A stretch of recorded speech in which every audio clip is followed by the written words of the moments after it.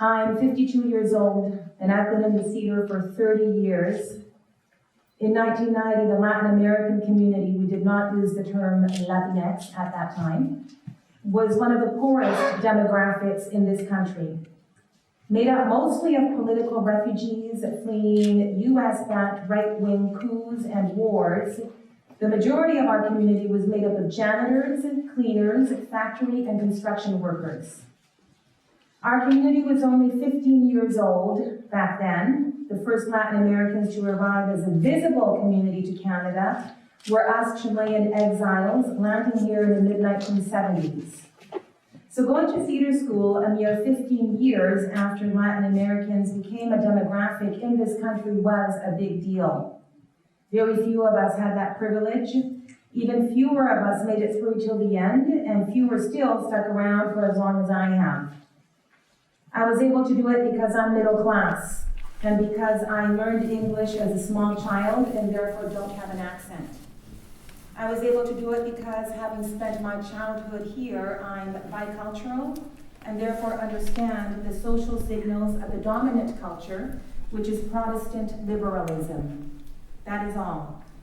I could go on now about how hard it was to be the only Latina in my theater school, to be confronted on a daily basis with the systemic racism of the theater community, but I won't because I've done it before. But I will say that it was a huge honor and awesome responsibility to stay in the theater no matter what, knowing that by simply being who I am, a visible minority Chilean Canadian raised in exile, meant that I was for years the sole representative of the Latin American community in almost all the rooms I worked in and the stages that I acted on.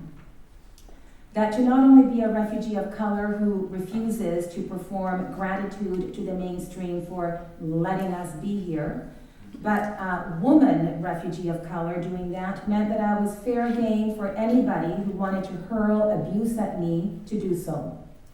Although all of those who have hurled abuse have never had the balls or the ovaries to do it to my face. One of the things that has saved me from the very beginning in the face of misogyny and racism is the support of my fellow women theater artists of color. Manami Hara and Valerie Singh Turner, thank you. Indigenous women theater artists, Ayana Miracle, you are here in spirit, and I feel you. Marie Clements and Margot Kane, thank you. African Canadian women theater artists, Lorena Gale, you are also here in spirit, and I also feel you. And Diane Roberts, thank you. White women theater artist allies, Crystal Verge, Jane Heyman, and Emilia Symington Fetty, thank you. You have all been there all these years, and I thank you, always, for your unwavering support.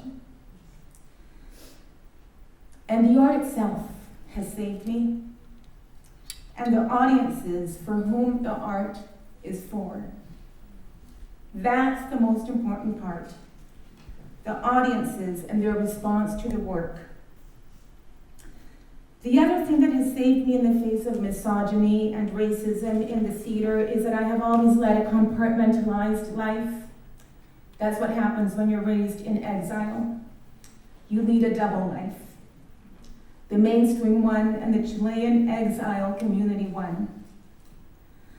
You also learn it when you're in the Chilean resistance, which I was. So I have been able to compartmentalize the theater world I work in from what I call my real life. The life of my friendships and comrades and political struggles that have nothing to do with the theater. The point is that I survived and thrived and have insisted on doing my work no matter what. I don't compromise the content or the sometimes not so Aristotelian structure or my cosmology or the left-wing point of view in my plays, and I try to remember why I'm doing what I do, to use every bit of influence that I have to contribute to creating a better world than the one that I was born into. In 1990, when I was starting theater school, it never would have occurred to me that 30 years later I would be standing here before you celebrating the first ever International Latinx Theater Gathering in Western Canada, because like I just said, back then I was only one of a tiny handful of Latinx theater artists in this country. I'm going to go back to 1984. It was summer in the Northern Hemisphere and I was 16. I had traveled to Edmonton to attend a Miguel Enriquez Rebel Youth Brigade retreat. That was the teenage wing of the Chilean MIR, Movement of the Revolutionary Left. The retreat was being held in the home of a Chilean exile family. About 30 teenagers, the youngest was 13, the oldest 18, had come from across Canada. I was the only one from Vancouver. I had an unforgettable time at the retreat where 12 hours each day were spent receiving political education on the world and on Latin America, all of course through a Marxist lens. Critical thinking was a given. Questions and debate were encouraged. Home-cooked Chilean meals were eaten and nights were for singing and dancing and falling head over heels in love. At the end of the retreat, the 4 adults running the meetings took me and 3 other young people aside. We were all between 16 and 18. We were each offered a full scholarship to study medicine in Cuba. Fidel has asked us to choose 4 Miguel Enriquez Rebel Youth Brigade members from Canada. You have all shown outstanding commitment, discipline, rigor, and humility.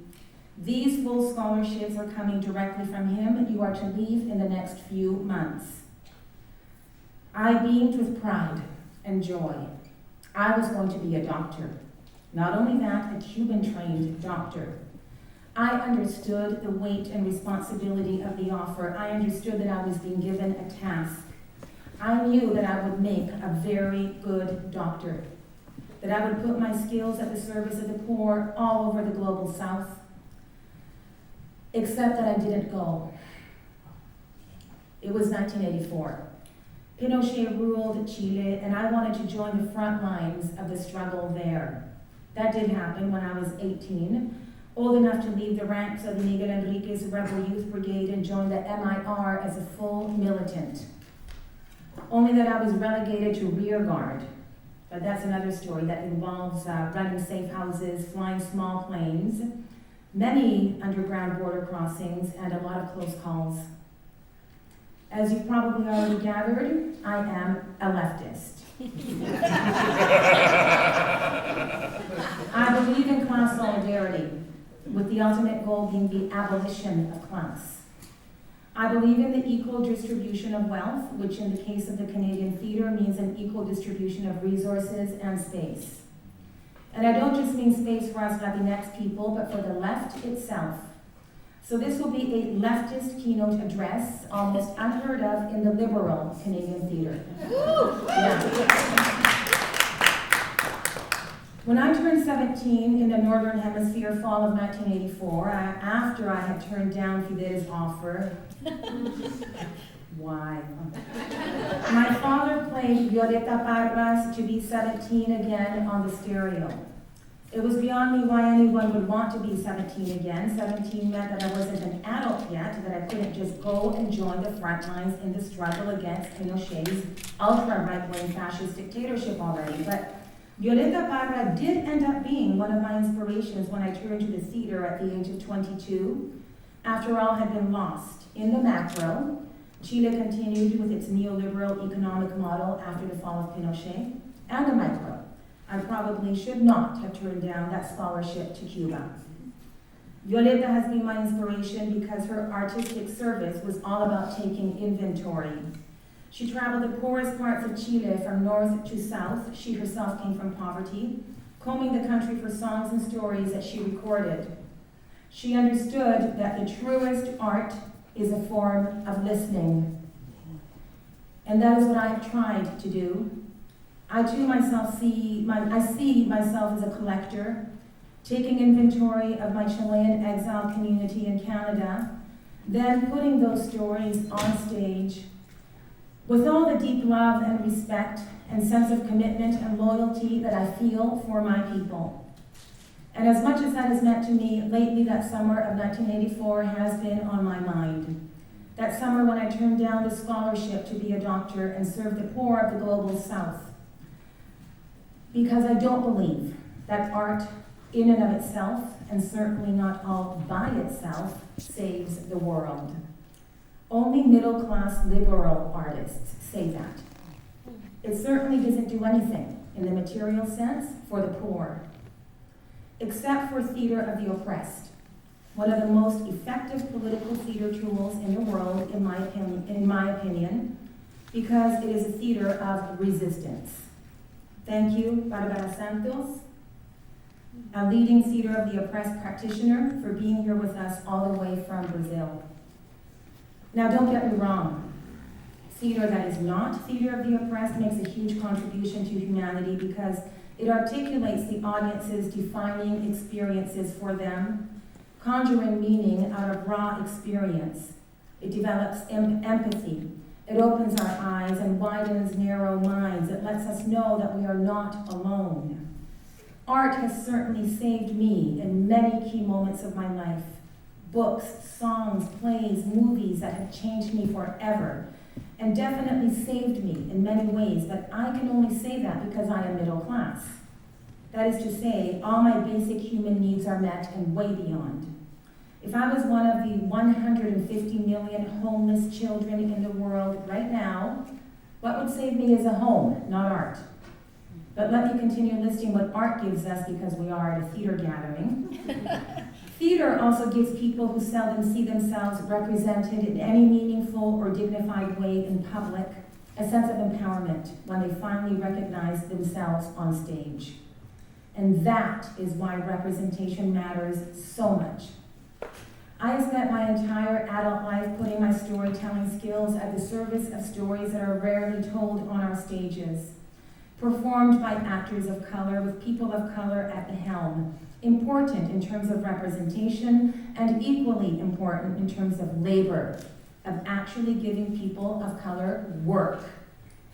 And now, yes, I am taking stock of what it has meant, what it was for, and how to continue to move forward in my personal coyuntura, a word that is most often used in political discourse, which means to take into account the historical context of the current situation in order to decide where to go from here. A word that means conjuncture in English. And so it is interesting to me that during my personal conjuncture or crossroads of questioning and analyzing the road that I didn't take at the age of 16 and the road that I did take at the age of 22, we are gathered here as members of the theater community within the context of a larger coyuntura. Our local and global coyuntura conjuncture demands that we attack the following questions. What are we doing as theater makers? Why do we tell stories? Who are they for? What are we trying to say? What are we trying to do? When I was offered that medical scholarship, the mission was to be in solidarity with those that I would serve, the poor. And I came to the theater 30 years ago in the same spirit of solidarity. Solidarity with those not privileged enough to do what I do. And so serving them by using public space to tell stories that are not often told in public. I have the privilege of being able to stand here today talking to you about art and its purpose, while outside these very doors, over 3,000 people live on the streets of this city with no access to the basic human right of shelter. And so within this conjuncture, what is our purpose as theater artists, as cultural workers? What are we doing on this planet right here, right now? These are not new questions. They have been tackled by so many outstanding artists that have come before and will undoubtedly continue to be examined by our future ancestors. Let me honor some of those artists that are no longer with us. Miguel Hernández, the Spanish poet, who, like Violeta Parra, came from poverty. He was a farmhand, who fought for the anarchists in Spain's civil war and died at the age of 32 in a fascist prison. where he continued to write for and about the poor. Tina Modotti, the Italian garment worker and union organizer who gave up her career as a photographer in Mexico City in the 1920s to fight fascism in Spain as well, where she ran a hospital in Madrid. Canadian internationalist Norman Bethune was one of her doctors, and Ernest Hemingway one of her ambulance drivers. He calls her Maria in For Whom the Bell Tolls. There's also my grade 7 art teacher in La Paz, Bolivia. Yes, I lived in Bolivia, a country that lives in every cell of my body. There was a right-wing US-backed coup there in late 1979. Yes, history continues to repeat itself. There was another US-backed right-wing coup there this past October, which ousted Bolivia's first indigenous and socialist president, Evo Morales. My art teacher in 1979, a strict and brilliant working-class man in his late 20s, whose name I've never been able to remember, and who taught that all art is political and that one must pity the artist who does not risk themselves and their art, was disappeared on the day of that coup.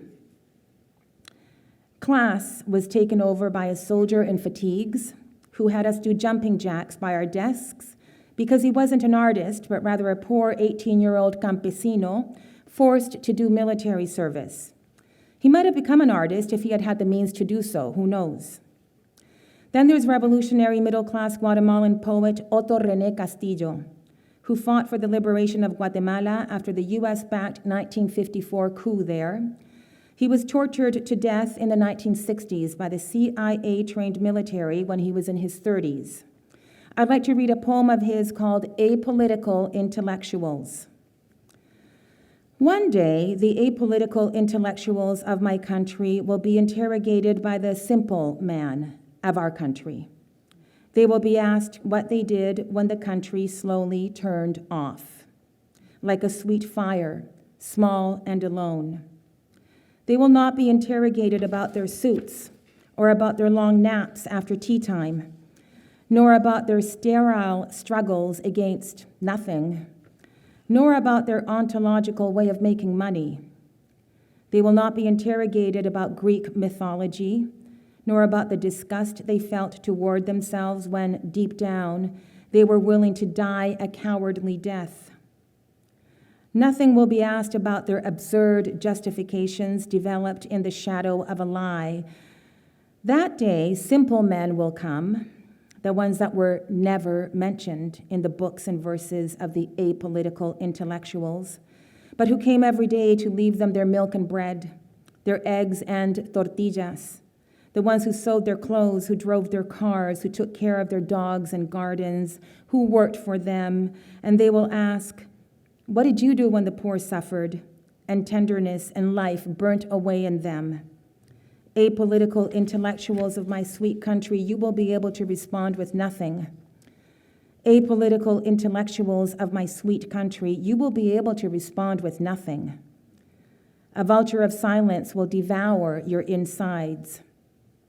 Your own misery will gnaw at your soul, and you will shut up, ashamed of yourselves.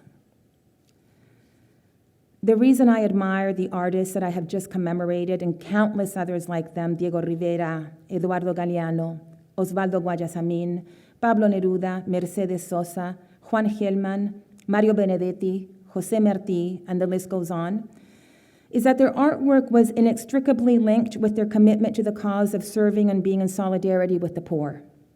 And let me be clear about what I mean when I use the word solidarity, which is the opposite of charity, a concept coined by the British Empire.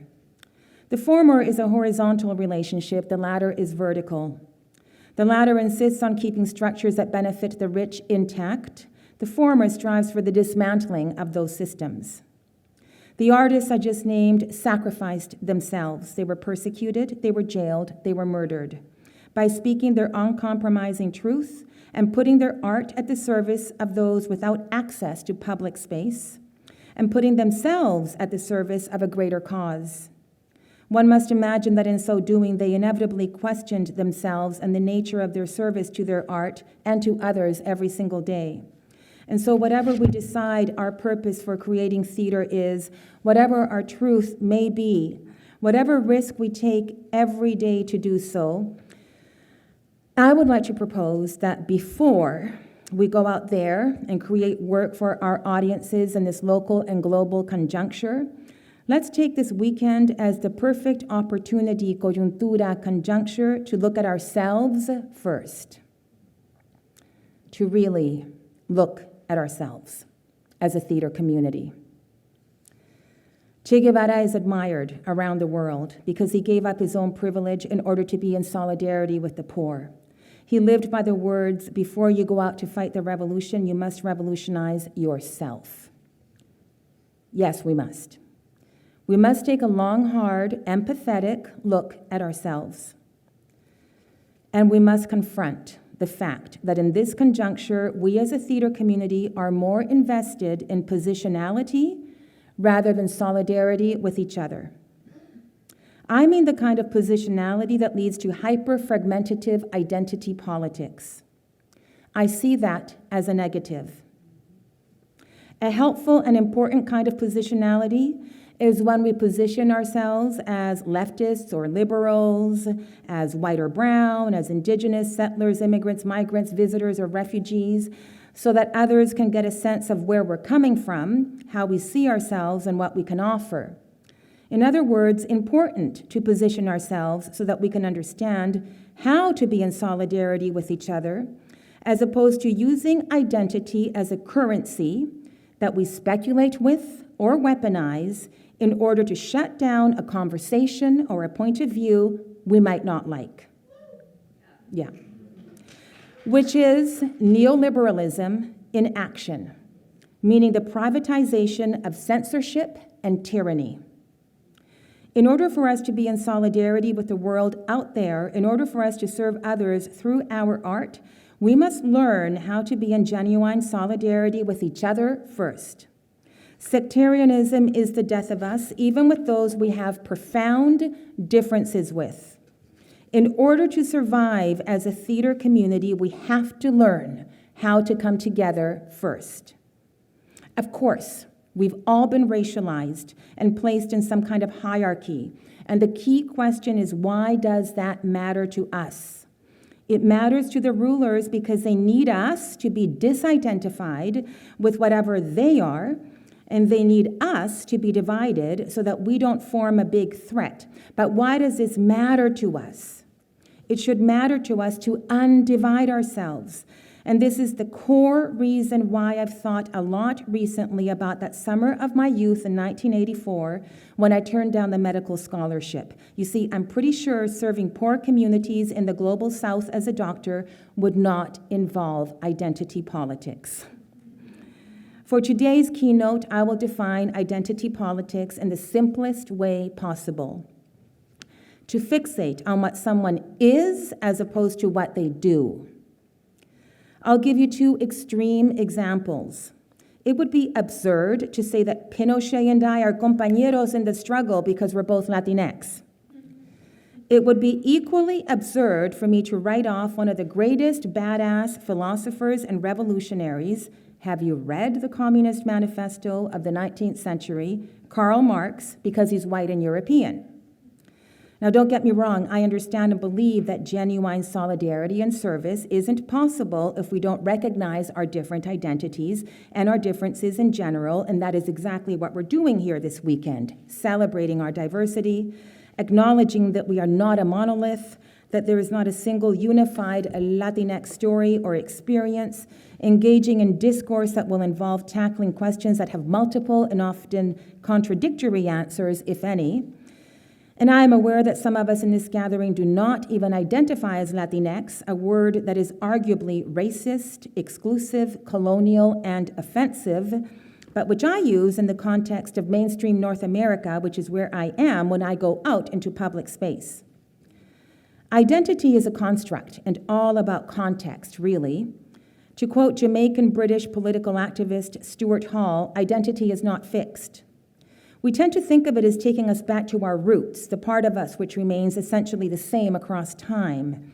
In reality, identity is always a never-completed process of becoming, a process of shifting identifications rather than a singular, complete, finished state of being.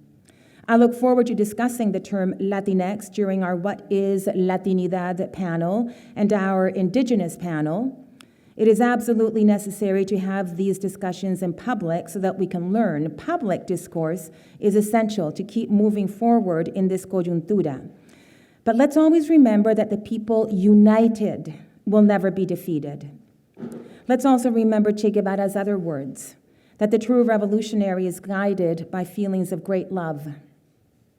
And the current climate in our theater community of hyper-fragmentative identity politics, shaming, shunning, mobbing, cancel culture, and purging is not love. Now, I'm aware that the tactics I just listed are usually used in the name of safety, in the name of creating safe spaces. Nobody is going to argue that it is necessary to set boundaries in the spaces we work and create and debate in, boundaries that establish zero tolerance of harassment, bullying, and abuse of power. But I believe we've fetishized safety and are weaponizing it to shut down uncomfortable conversations, often through the misuse of the word trigger. Also, safety as a value is mostly an illusion.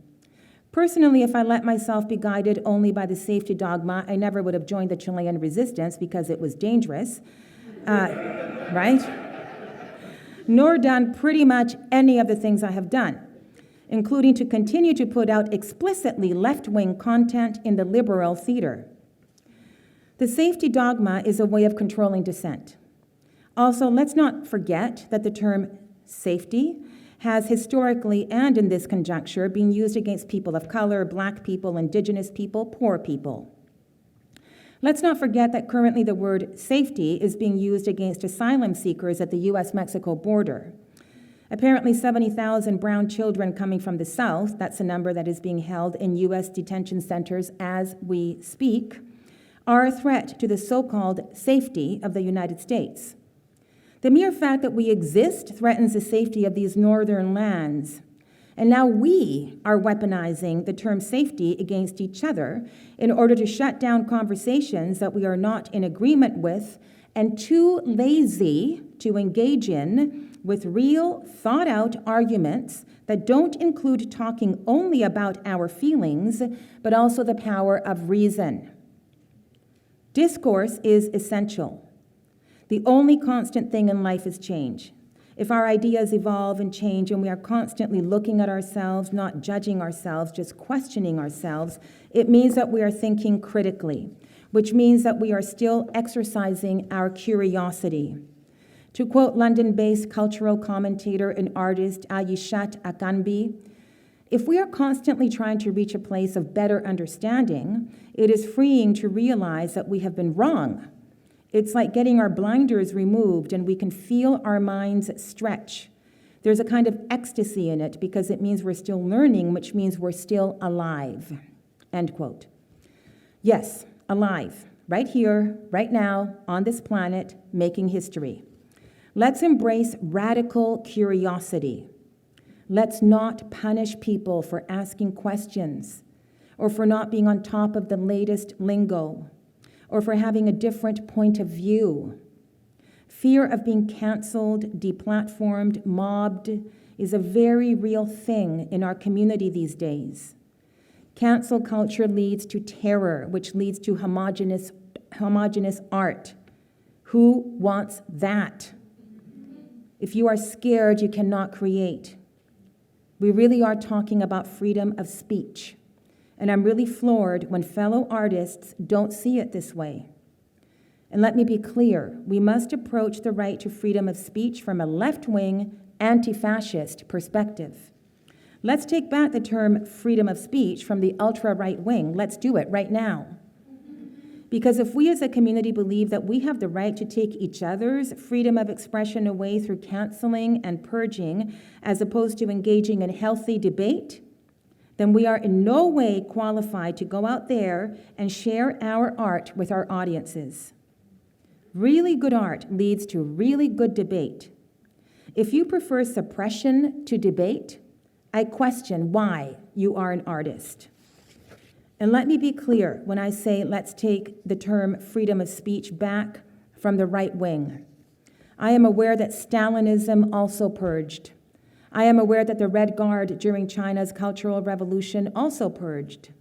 When I say left wing, I am not referring to Stalinism and Maoism. I am not referring to totalitarianism. I am referring to participatory democracy and the equitable distribution of wealth, of space, of resources, and of platforms. I am referring to solidarity. Why is it so important to confront our current climate of fear of offending?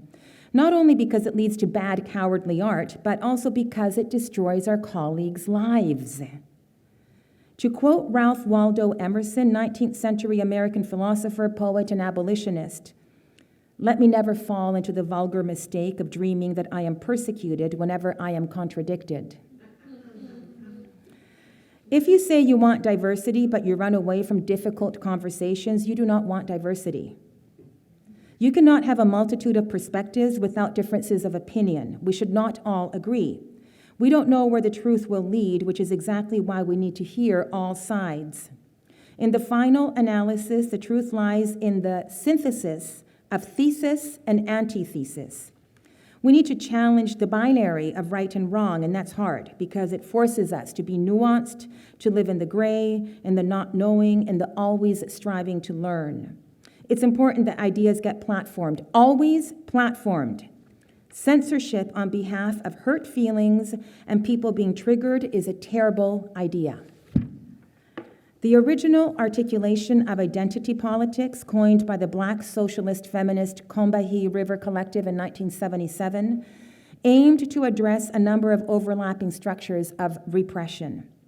It said that we people of color, Indigenous people, Black people, queer people, have to be advocates of our own liberation because nobody else is going to liberate us. We have to do it ourselves.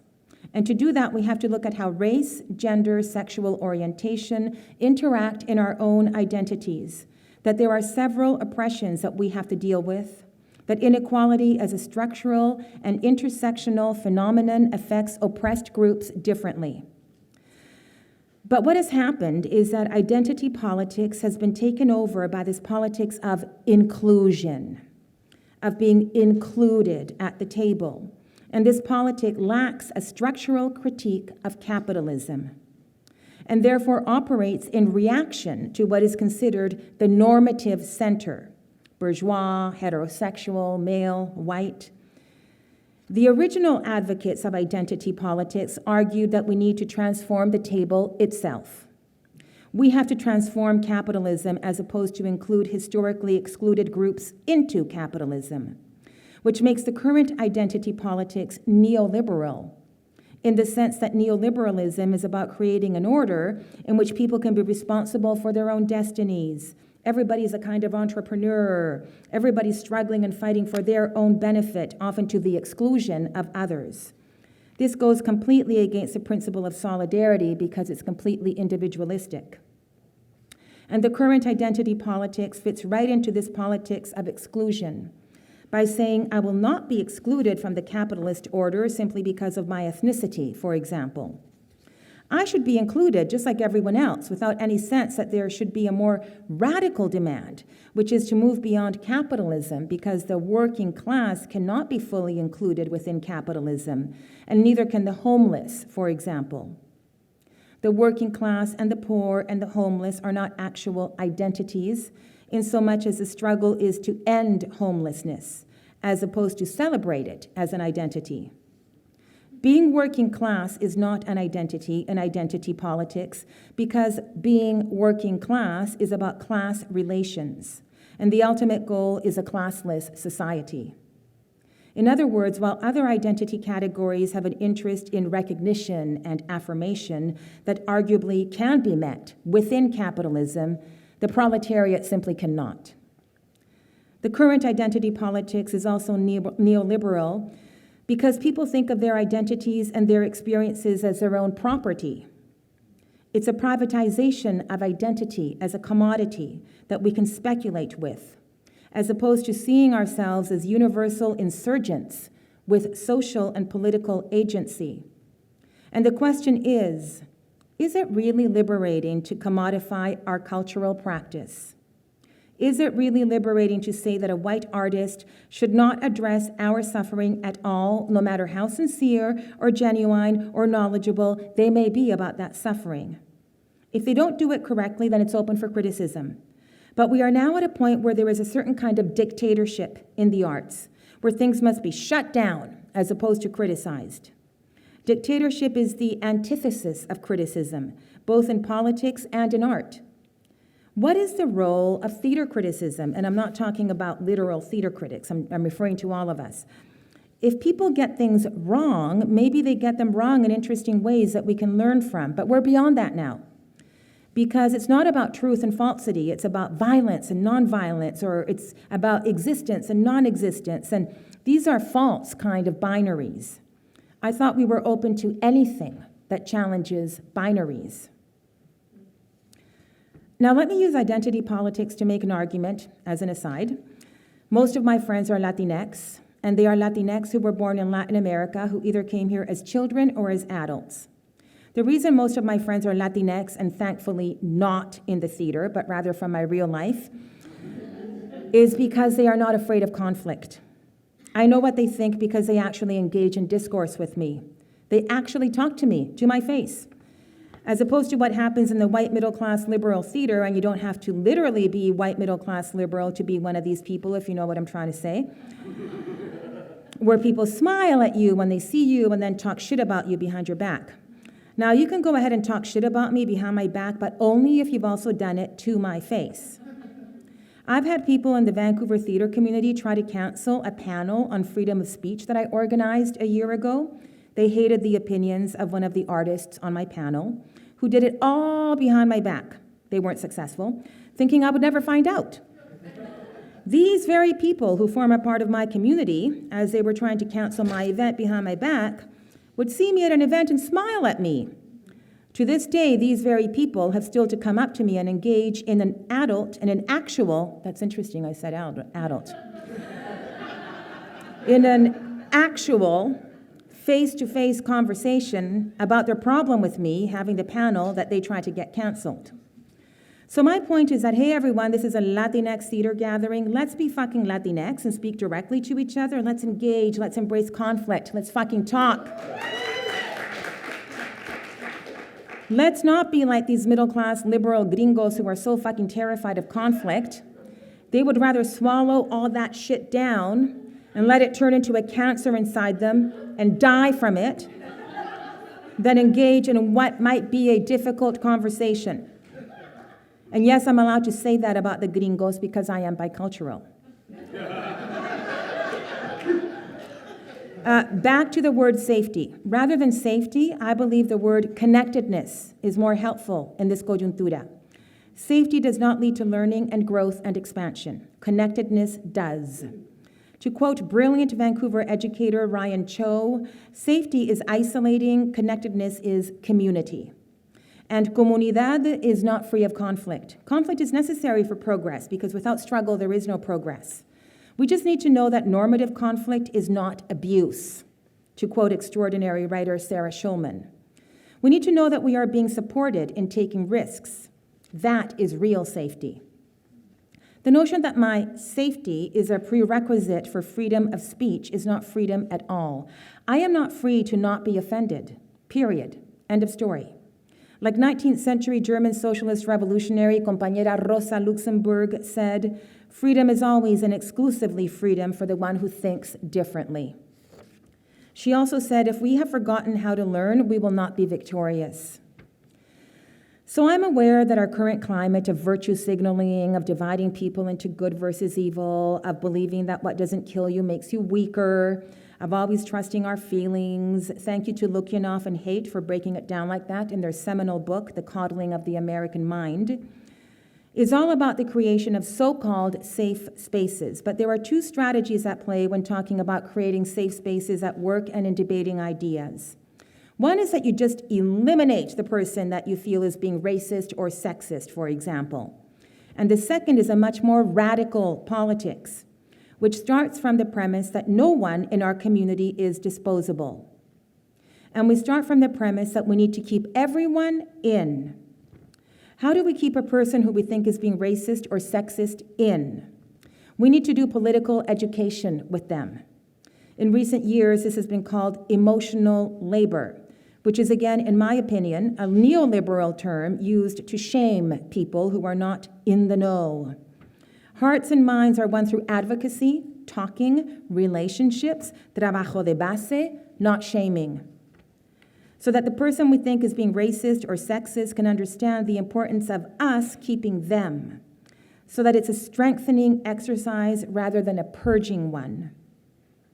When I use the example of someone being racist, I'm not referring to a white person. It could be any one of us. The clearest example is where we're sitting right now. We are in a space funded by Gold Corp, the Vancouver-based multinational gold mining corporation with mines all over Latin America, and the world's fourth largest producer of gold, which has been accused of human rights abuses against indigenous environmental activists in Guatemala and poisoning the water and land. So even by sitting here and having this talk, we are implicated in neoliberal, imperialist, exploitative, extractivist, racist practices. Does this mean we don't talk at all? I don't think so. The easiest way to stop privileged people like ourselves from engaging in solidarity work with each other and with others is to shame us about our hypocrisy, to feed into liberal guilt. Liberal guilt is self-centered, paralyzing, and cynical. It's absolutely useless and does nothing for the struggle. As a way to offset the fact that we are using a Gold Corp space, Caltech is donating 100% of all our ticket sales to the Eunice Toten Camp Legal Fund. Because the opposite of despair is solidarity. Back to the liberal guilt factor. Let's take note of where we are sitting. Let's spread the word about Gold Corp, and let's occupy this space for our Coyuntura. We are all walking contradictions. We flew on planes to be here. We consume goods made in sweatshops. We all have cell phones, right? I'm wearing gold, et cetera, et cetera, et cetera. But we do our best. And that's all we can do at any given time, our best. When I say we're all walking contradictions, I don't mean just metaphorically. Most of us who are Latinx are the literal embodiment of colonizer and colonized. For most of us are mixed blood. 40% of my blood is Spanish and Basque. The Basque are indigenous to Europe. The other 40% is indigenous to the Southern Cone, Mapuche, Diaguita, and Aymara. And the other 10% is Nigerian, hailing back to the days of slavery in what is now northern Chile. Latinx bodies are sites of coyunturas, places of intersections as opposed to inclusions, precisely because we embody colonizer, colonized, and enslaved. It would be foolhardy to deny this or to yearn for a static, mythological, pre-colonial past, a past fixed in a kind of timelessness. It would also be anti-dialectical. We are the synthesis of the thesis and antithesis, and it is our responsibility to look to the dynamic present and future that is in our hands, that we dream and build together, a commons, as opposed to a sovereigns, starting with framing optimism and dreaming as a strategy so that we are responsible and accountable for our future.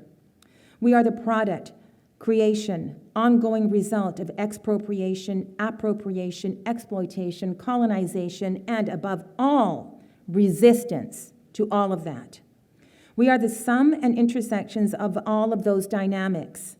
Our bodies are bridges and chasms. Let's keep building bridges, not widening chasms. Let's celebrate and transcend our contradictions and pursue what holds us together, what must hold us together in these revolutionary times. To quote Silvio Rodriguez, the Cuban singer and songwriter, dreams are made by hand and without permission. To quote Che Guevara, let's be realistic and do the impossible. Okay, so this leads me to the title of this keynote address. I'll remind you. In this coyuntura, the strategy is a commons, not a sovereigns. Let's go back to 1990 when I started theater school. I had just returned to Canada after spending most of the 1980s in South America working underground for the cause of revolutionary change through the MIR. I was dismayed to see the level of segregation and ghettoization in our theater community. I had always been floored by the casual segregation of North America, but I was young and naive enough to believe that the theater lived somehow outside of society in a kind of utopia. So I spent much of my time at theater school careening between outspoken outrage and a state of paralysis about A, the middle-class liberal whiteness of the theater masquerading as universal and neutral, and B, the literal segregation and ghettoization in the theater community. You know, the mainstream white theaters at the center, and the native, I'm using 90s terminology here, Asian and Black theater companies at the very margins, operating from a desk in a corner of a shared warehouse with little to no resources, the big mainstream white theaters occasionally programming a reading of a non-white play in their basement with no publicity other than a few flyers. And this being seen as some kind of huge success. Now, don't get me wrong, in our fight for space and resources, this was the only way to go. It was either this or literally not exist at all in public. And certainly most of the immigrant stories that were being told on our stages in the early 90s performed gratitude to the mainstream, essentializing the mythical exotic country left behind as static and undeveloped, and Canada as advanced, rational, flexible, and superior. It seemed that these plays wanted to cater to the new Canadian Multiculturalism Act, a government effort to contain radical demands to end racism. In the face of this segregationist reality, I knew that I wanted to inhabit the public sphere by telling stories about refugees of color with content that was undeniably anti-racist, anti-capitalist, and anti-imperialist, left-wing. Performing rituals of my culture so that the mainstream could see that I too am human was of no interest to me. First and foremost, I wanted to take up public space for my own community. In theater school, the people I most looked forward to seeing every day were the janitors. They were a Guatemalan refugee family that I knew from the community. The middle and upper middle class liberal white feminists that peopled much of the student body of my school liked to denounce that the men in this Guatemalan family creeped them out. There's the safety thing again, so often used by privileged white women against poor brown men. These women didn't understand why I would be friends with the janitors. It never crossed their minds that perhaps there was a cultural difference at play, that the men had eye contact and said hello to them because it would have been unheard of, culturally speaking, for them not to acknowledge the very women they were scrubbing the floors for. It also never crossed their minds that I had spent the evenings and weekends of my childhood and teenage life in Vancouver, helping my parents and aunts and uncles with all their janitor gigs. About a dozen Chilean exile families, mine included, had taken on a whole bunch of janitor jobs, and we would do them all together. I wanted to put on plays that told the story of that janitor family that scrubbed the floors of my theater school. I had never seen a play about the likes of them told by someone of that community, played by professional actors of that community on a professional Canadian stage. Here was a case of embracing identity politics, not as an instrument of fragmentation and exclusion, but rather as a sense of home, perhaps the only sense of belonging for many of us living in North America. Identity as a confirmation that I existed within the whiteness of 1990 Canadian theater. And so that's what I started to do 30 years ago. I started to write plays that centered the invisible brown workforce of this country, the refugees. Okay, about the word refugee. I use it to describe myself because it's accurate. I am a refugee. But I've heard other refugees call themselves settlers. I've heard immigrants call themselves settlers. I've heard people who come from poor migrant families call themselves settlers. I've had fellow Latinx colleagues refer to me as a settler, and I have always corrected them with, I am not a settler. Why is this distinction important? Because the problem with the current use of the term settler colonist is that it does a tremendous injustice to what colonialism really was and is, like what's being done to the Wet'suwet'en right now. And it does a tremendous injustice to the entire human history of migration. to imply that simply because you have moved from one place to another, that you are automatically colonizing someone is putting forward a worldview that we should always just stay where we belong, which is where? I cannot adhere to a politics that at its core cannot incorporate mobility into its idea of freedom. We all have the freedom to move. Throughout human history, movement has been used as a form of escape. And it is a fundamental form of freedom. If I can't move, then I'm not free. What are we saying to people when we say that as a refugee, you can't move from Chile or Guatemala or Honduras to Vancouver without being called a settler? In other words, some kind of colonizer, because that is the connotation of the word settler. To settle is to expropriate, appropriate, segregate, and exploit. So to call ourselves settlers says that the actual colonialism that happened here and continues to happen becomes nothing more than a bunch of people from Europe moved to what is now Canada. Is that all that colonialism was and is? To say that anyone who comes here as a settler has a worldview that there is a people and a place is their place and it's no one else's place. I don't buy that politics. I believe in much more global, worldly, planetary, international forms that ultimately the world should be a place for everyone, particularly in a moment of climate catastrophe when more and more of the world is going to be more uninhabitable. And again, I'm talking about migrants, refugees, and immigrants, not actual colonizers and neo-colonizers. This goes back to this identity politics of exclusion I was talking about earlier, a politics that I don't subscribe to. So that is why I do not accept being called a settler. Okay, so there I was, an exiliada in theater school, looking forward to seeing my fellow refugee family from Guatemala, knowing that I would put my storytelling skill set at their service. But in order to do that, I had to carve out space. And that space was in the margins, always in the margins. It was a segregated space, and yet could only be that, because no white theater was going to produce me or my work. And so I carved out that space in the margins and worked with great people, and yet I always knew that the ultimate goal was what I just described as my worldview vis-a-vis the misuse of the term settler. My worldview that has no borders or nation states. And I include First Nations, a colonial category, when I say no nation states. And therefore no segregation, and therefore no identity politics. A commons. Now, before we arrive at the commons, we first must go through the sovereigns.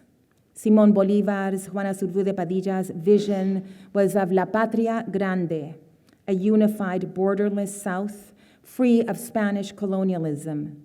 Sovereignty from the colonizer in order to create a commons. And in my view, one of the ways the commons could look in the theater right now would be that the casting of any and all plays simply represent the demographics of the places they are being presented in. So that my play, The Refugee Hotel, for example, if produced in Vancouver, would actually feature a 30% Asian cast. Let's aim for an ongoing practice of all of us playing all roles at all times. We're far away from that. We're far away from the commons, but we are so much closer than we were. And that is thanks to all the work that has been done by the trailblazers whose shoulders we stand on. I look forward to the day we don't have to have a Latinx gathering, which is a sovereigns. This is a sovereigns. I look forward to the commons. The way to get there is to continue to desegregate, de-ghettoize, decolonize by talking to each other, by taking up public space without apology, without pandering, without performing gratitude. We know that currently a commons approach is often co-opted by the mainstream, which views itself as neutral, universal, and cultureless, as opposed to what it is, Protestant liberalism. We know that currently, when we speak of commons, it often gets translated into whiteness or the concept of color blindness, which is why we still very much need to go through a sovereigns, knowing that it is a step along the way towards the goal of a commons. And what would a commons look like in the theater? That's for us to dream and to envision and formulate and do. Let's dream the commons this weekend. The sovereigns is not the goal, it's the way in this current coyuntura. Because at the end of the day, el pueblo unido jamás será vencido. because that's what Latin American revolutionaries are renowned for, the world over. Our solidarity with each other, our unitedness, our fearlessness in the face of struggle, our humor in la lucha, our commitment to collectivity instead of individualism, instead of being divided into nations and categories. Now, about Caltac. We formed Caltac to address erasure, among many other noble things that are stated on our website. Our first goal was to assemble a database of professional Latinx theater talent from across the country that we will share with all professional theater companies. There are volunteers walking around throughout the weekend with iPads. You can approach them and they will approach you to add yourself to our database. This Coyuntura is the official launch of Caltac, the Canadian Latinx Theater Artists Coalition, co-founded by 7 Vancouverites after a couple of Latinx plays in the city were cast with non-Latinx actors. We are very proud of Caltac and what we've been able to pull off, and we look forward to the day, 30 years from now, 100 years from now, where our organization will not be necessary. We look forward to the comments. Until then, hasta la victoria siempre. Until the final victory, always. I'd like to thank my compañeros, Nandita Sharma and Samir Gandesha. My conversations with them inspired key parts of this talk. And now, we'd love to hand out our first ever award to the madrina of Latinx theater in Canada, to the founding member, to the trailblazer, to the veterana, to the biggest badass jefa of them all, Lina de Guevara. The first, I'll say who she is. The first Latina in the Canadian theater. She arrived in Canada from Chile in 1976, fleeing Pinochet's dictatorship, and after knocking on Canadian theater doors that were slammed in her face, she started her own theater company, Puente Theater, in Victoria, BC in 1988, creating dozens of original theater pieces, often using theater of the oppressed, that told the stories of immigrants and refugees over the next 23 years. She continues to act, direct, teach, and facilitate. It is not an exaggeration to say that Lina de Guevara has affected the lives of thousands of people with her work. Compañera Lina de Guevara, please come up here to accept Caltac's Trailblazer and Lifetime Achievement Award.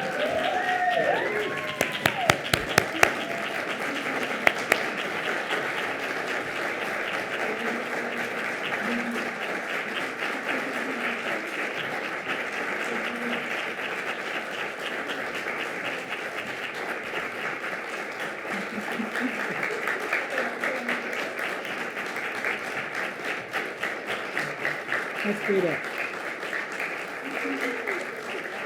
Oh, it says Trailblazer and Lifetime Achievement Award, Lina de Guevara. And she said that she was looking at this image and that she wanted it, so you got it.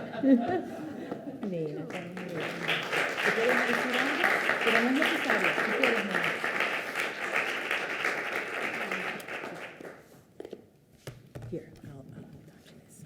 I don't know if I can. I don't think I'm going to go very far with this. What can I say? Thank you. And let's keep going, because that's what theater people do. They keep going no matter what. So, we'll carry on and say what we have to say. Thank you very much.